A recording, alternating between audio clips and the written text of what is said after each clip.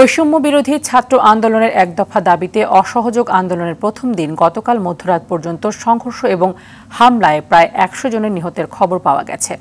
এছাড়াও আহত হয়েছেন ৩,০০০। নিহতদের মধ্যে পুলিশ, সাধারণ মানুষ, শিক্ষার্থী, সাংবাদিক ও আওয়ামী লীগের ১৯ নেতাকর্মী রয়েছেন। সবচেয়ে বেশি হতাহতের ঘটনা ঘটেছে সিরাজগঞ্জে। সেখানকার এনায়েতপুর থানায় হামলা চালিয়ে ১৩ পুলিশ সদস্যকে পিটিয়ে হত্যা করা হয়েছে। সব মিলিয়ে সংঘাতে গতকাল সিরাজগঞ্জে প্রাণ গেছে ২৭ জনের। এছাড়াও জেলাটির আদালত সহ বিভিন্ন থানা এবং সরকারি বেসরকারি অফিসে ভাঙচুর ও অগ্নিসংযোগ করা হয়।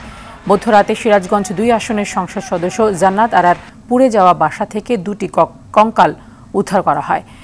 বিভিন্ন জেলায় ২৭টি থানা, ফাঁড়ি, পুলিশ সুপারের কার্যালয়, রেঞ্জ অফিসে হামলা ও ভাঙচুর করা হয়। বিধ্বস্ত এলাকাগুলোতে থমথমে পরিস্থিতি বিরাজ করছে। নিহতের পরিবারগুলোতে চলছে শোকের মাতম।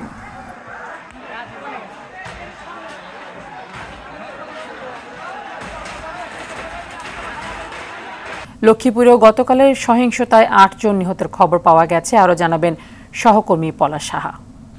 লক্ষ্মীপুরে আন্দোলনকারীদের সাথে ছাত্রলীগ যুবলীগের দফায় দফায় যে সংঘর্ষের ঘটনা ঘটেছে, এখানে আপনাকে জানিয়ে রেখেছি আসলে গতকাল যে সংঘর্ষের সূত্রপাতের যে ঘটনাটা সকাল 11টায় আন্দোলনকারীরা লক্ষ্মীপুর শহরে যে ইলিশ চত্বর তারা সেখানে অবস্থান নিয়েছিল।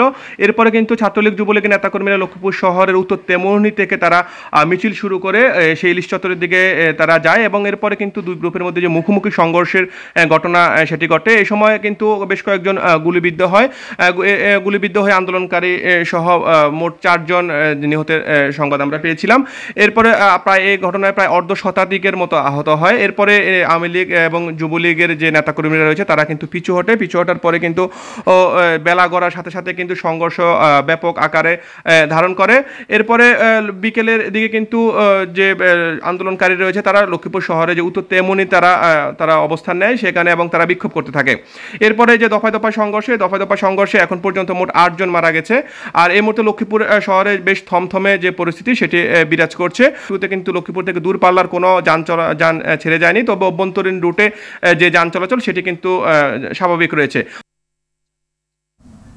লক্ষ্মীপুর থেকে জানাচ্ছিলেন পলাশ সাহা।